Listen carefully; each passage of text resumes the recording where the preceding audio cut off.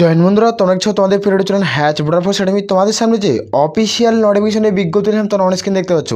Railway এনটিপিসিতে নতুন নিয়োগ 2024-এ, যেখানে তোমরা মেল আর ফিমেল প্রত্যেকে আবেদন করতে পারছো।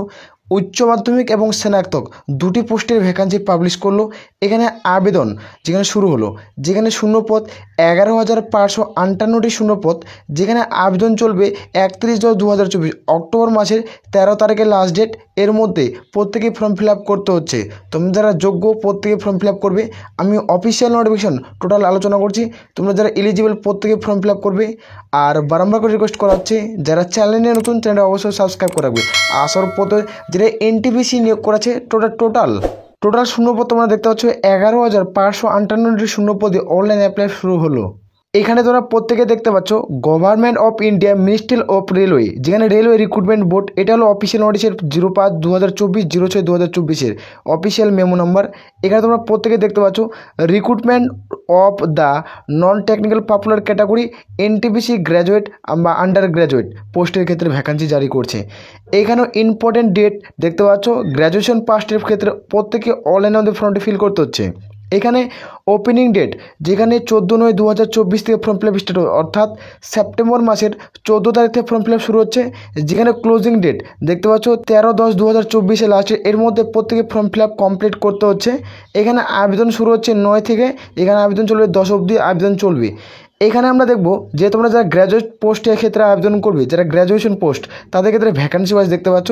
চিফ কমার্শিয়াল যেখানে কাম টিকিট সুপারভাইজার পদের ক্ষেত্রে লেভেল 6-এর স্যালারি যেখানে 35,400 থেকে, যেখানে B2 মেডিকেল স্ট্যান্ডার্ড টেস্ট হবে, যেখানে 1/1/2025 অনুযায়ী তোমাদের কিন্তু ডিউবি ক্যালকুলেট করা হবে। যেখানে 18 থেকে 36-এর মধ্যে বয়স থাকলে প্রত্যেকের যোগ্য।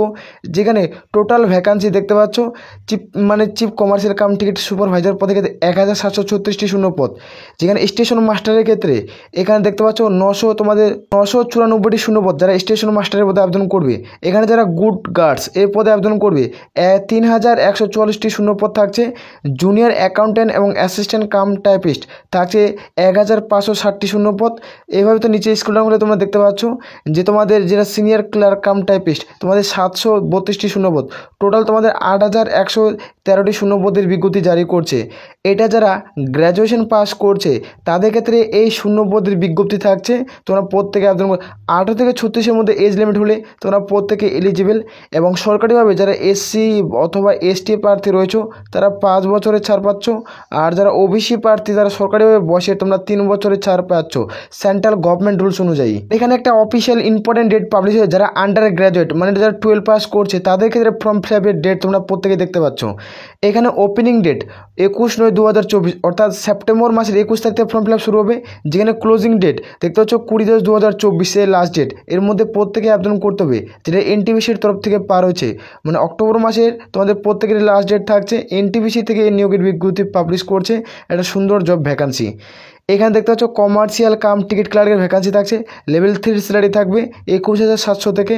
যেখানে B2 তোমাদের স্ট্যান্ডার্ড মেডিকেল স্ট্যান্ডার্ড টেস্ট হবে 1/1/2025 অনুযায়ী তোমার ডিউবি ক্যালকুলেট করবে। 18 থেকে 33-এর মধ্যে বয়স থাকলে প্রত্যেকেই যোগ্য। প্রথম দেখছে কমার্শিয়াল কাম টিকিট ক্লার্ক, তাদের ক্ষেত্রে 2,022টি শূন্যপদ থাকছে। আর অ্যাকাউন্টেন্ট ক্লার্ক কাম টাইপিস্টের ক্ষেত্রে তোমরা 60টি শূন্যপদ। জুনিয়র ক্লার্ক কাম টাইপিস্টের ক্ষেত্রে 990টি শূন্যপদ। আর ক্লার্কের শূন্যপদ দেখতে পাচ্ছ ট্রেন্স ক্লার্কের শূন্যপদ 72টি, 3,445 টোটাল শূন্যপদ।